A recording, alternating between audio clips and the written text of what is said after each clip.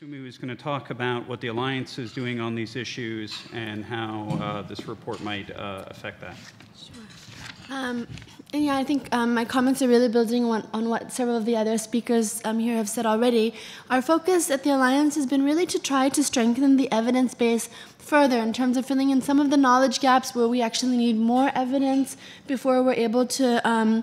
draw stronger conclusions. Really, in some cases, this may be because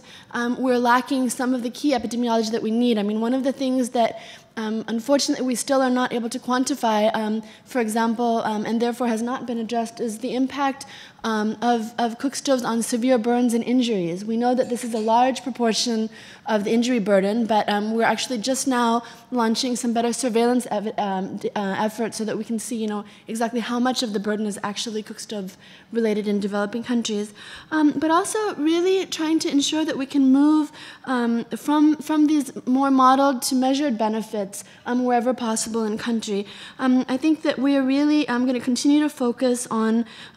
child survival, including actually effects on adverse reproductive outcomes, which is another big thing that we haven't been able to address as much as we would have liked. But then, particularly as we have a lot of progress on the pneumonia burden side of things, to continue to focus on childhood outcomes, but also increasingly focus on the non-communicable disease piece of this, because we are quite sure actually that particularly this is really emerging as an important non-communicable disease, and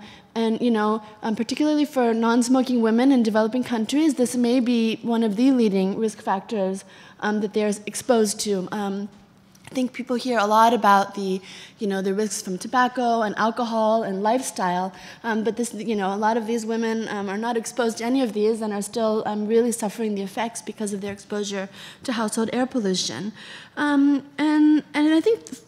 finally, because I think I'd like to keep this a bit short so that we can have more time for discussion, I would like to just emphasize the fact that in terms of the policy implications and getting a little bit broader beyond our sector here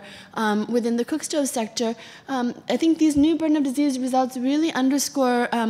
because of this linkage that we were able to do in terms of the contribution to the ambient air pollution, which gets you into very big policy. When if you have 16% of the ambient air pollution